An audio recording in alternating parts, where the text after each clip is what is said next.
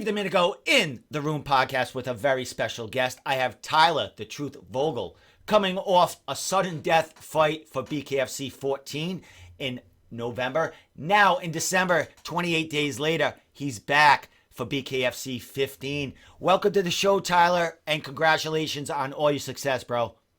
Yeah, I appreciate it. Thank you for having me. Dude, one fight in BKFC, you're breaking records, your name's all over the place. The first sudden death match ever in their history. Dude, man, how you feeling about it? You put on a show, co-main event, and man, the internet is blowing up about it, man. How you feeling? I feel great. I'm ready to go back in there again, The decision didn't go my way, but that's why you don't leave it in the judge's hands. The only people that really know who won that fight is me and him, and who's fighting and who's still probably going to be on the couch for another couple of weeks. Well, yeah, man. It was a grinding fight, a great fight, technical fight, in and out. It wasn't just a brawl. There was great technique in there. Man, your boxing skills there really shined through there. And they were talking about it. The commentators there talking about it. How you were, laying more on him, and he was throwing more of power shots and missing. And I seen a lot of shots hitting your left shoulder and stuff there. How you feel about your skill in there, and how you performed? Overall, I felt like I outboxed him. I kept him on the outside. I got in when I needed to get in, and I felt like I was the more technical fighter, and I landed a lot more. And when the fight came down to the very end, I felt like I was locking him down and breaking him down, and I felt like I won. A lot of controversy, and I think I do believe in the second round when they ruled a knockdown there. But replays in here, he hit you. Looked like he hit you on the left shoulder with a shot, and you tripped, man. Was that the case in there? And do you think that knockdown kind of had some leeway in the decision there to go to sudden death? Oh yeah, it definitely played a big factor. Normally, when I think he threw a straight right, and I normally kind of like pivot off of it, and my feet got tangled up, and he hit my shoulder, and I fell down. And so I guess the judges ruled it a 10-8 round, and so therefore I lost some points, and that affects scorecard dramatically. So yeah, it kind of sucks, but what do you do? Yeah, exactly. And you're a veteran of the sport. You've got I think at least 7 boxing fights, over 12 MMA fights out there. Very successful in both sports, my man. So decisions kind of suck, and if you don't finish a fight, it's kind of and a fight that close, it's kind of scary, man. So going into that, the end of that 5th round, did you think you did enough, not even counting maybe that knockdown, do you think you did enough in that fight to show the judges at that point that you took that fight over? Oh, yeah, I definitely felt like I took the fight over the last round. I think I landed probably 10, 15 strikes in a row in the clinch. And then, honestly, I backed him up. But I kind of knew something was up because the decision was taking longer than it normally did. And then the president jumped up on the ropes and said, "Hey, come here, Tyler. I think you're going to be the one to make history and go another round." And I was like, "What, another round?" And he's like, "Yeah."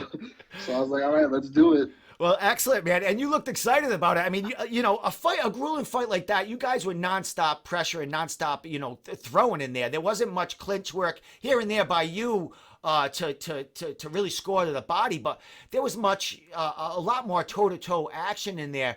So, to go to the scorecards in there, man, it was tough on the scores, and the commentators were talking about it, and they were actually maybe talking about, could we have could we have a sudden death here? So there's a little time in between there. How do you keep yourself focused, and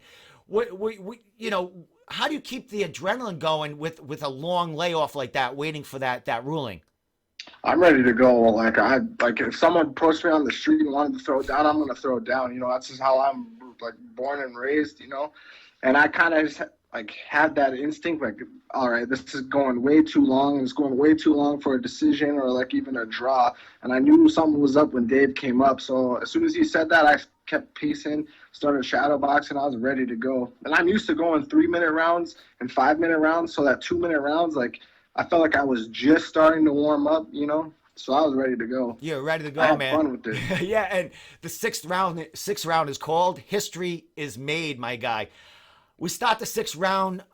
Man, In my eyes, I have to give you the nod in that round, man. There was more pressure by you. You kind of, you got in that clinch again, and you landed a lot of body shots in there, and a couple of 1-2s in there. You had him, cut up a little bit. Man, what were you thinking? And the crowd kind of, was all over the same decision with you, man. When his hand was raised, what was the thought going on in your mind there? I felt like I was completely robbed, honestly. I felt down and out for a little bit, and then making my way back to the back, everybody was booing him and whatnot, and that's his hometown too, So if they're booing him and whatnot, like, hey, I swayed a lot of people, and I got a lot more followers and fans now. But it honestly sucks. I poured a lot into it, and I would try to take over this whole organization, but I'm doing it a different way, I guess, breaking all these records and whatnot. Yeah, well, we'll talk about the next record, but I just want to get past this just real quick. There was another kind of delay in the ruling from that 6th round, that sudden death round, which that round should have been cut and dry. There's a winner, and that should have been the deciding factor. I mean, there's no going back, I would imagine, to the other rounds. It's sudden death. This is the round that decides it. And the commentators were kind of saying the same thing. So I did see your coach, I think it was your coach or something, do an interview about maybe, going to the commission and talking about this fight or whatever. Is that going through, or is that something that you're going to put behind you and go forward? I got word, I think, was it Wednesday, that it got overturned to an actual draw. And then we got to go back to court to see if we can get it turned over to an actual win, but it may take a lot longer, and they might just turn into a no contest instead of a draw. So right now, my word is it's actually a no contest, not no contest, but an actual draw.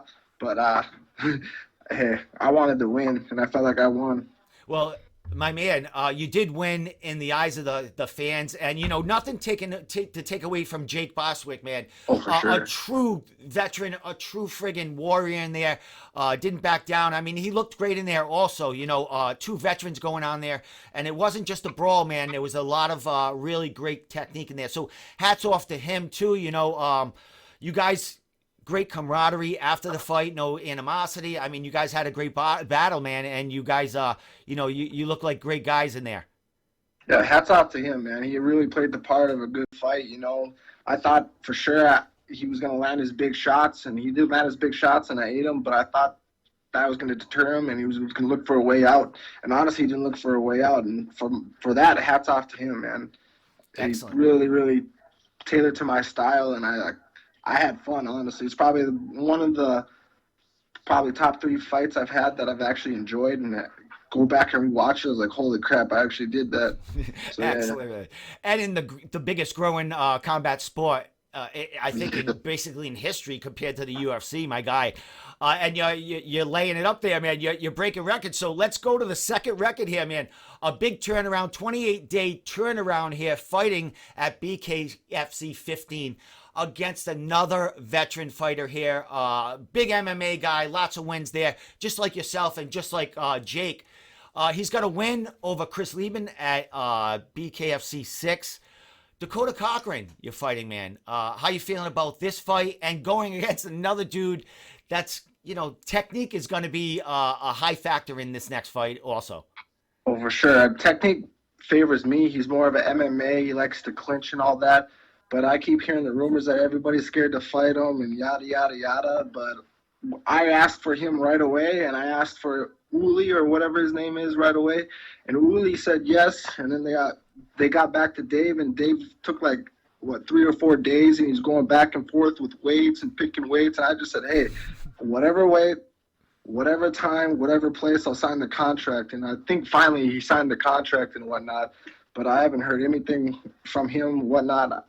He's usually really talkative and loud, but I don't know. I'm excited to get back in there. My hands are good. I got really good sponsors, Fusion CBD, H&I Nutrition.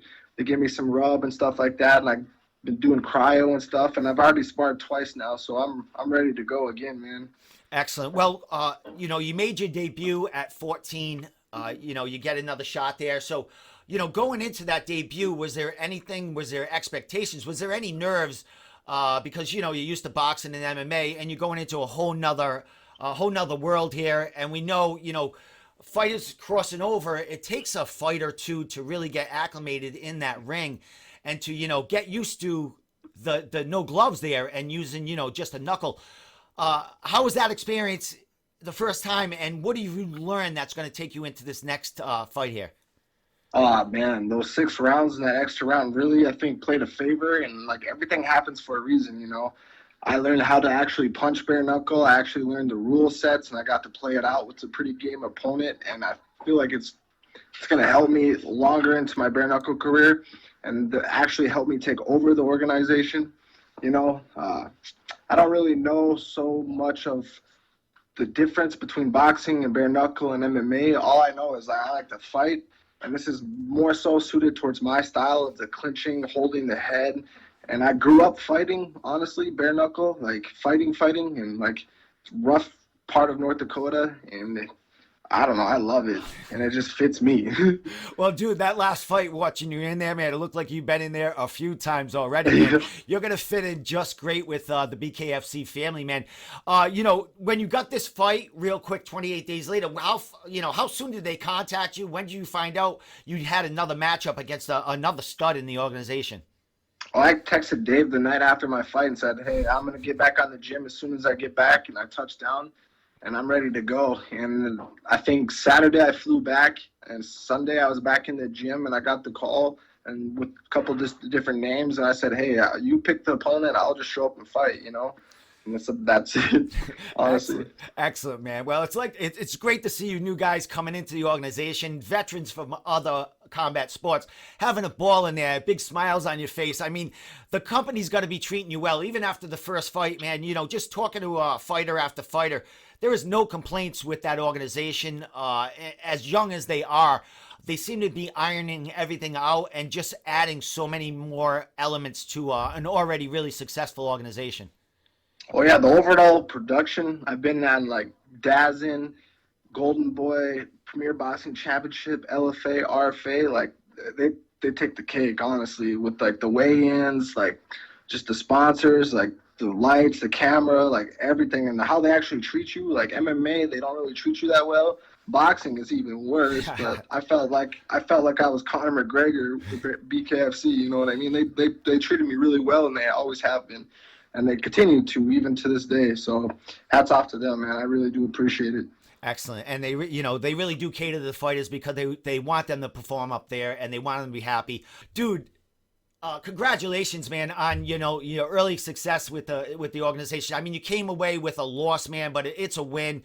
28 days later, you're getting another shot against another real stud here that could loft you, so far into 2021 for the organization. Last thing, my man, before I let you give your shout outs in social media, what do we expect to see from Tyler the Truth Vogel on his second fight for the BKFC organization? Well, I'm breaking another record with the quickest turnaround, and I'm taking his role, and I'm not leaving him to the judges. I'm coming for his head and his chin, and I'm coming for the knockout, honestly. I'm not leaving him to the judges' hands. I don't want to have that feeling in my gut again of, like, are you kidding me? Just laying it all out there and coming up empty. I'm not coming up empty this time. Excellent, my man. Well, spoken like a true warrior, my man. Last thing, sponsors, shout outs to whoever you want to say shout outs to, and social media so we can all follow you. You can follow me at The True Ty on Instagram and Facebook and Snapchat. And I'd like to give a shout out to my sponsors, Metroflex Gym in Fargo, H9 Nutrition, The Patch Guy, Shane Fichter, Fusion CBD. Oh my gosh, there's so much.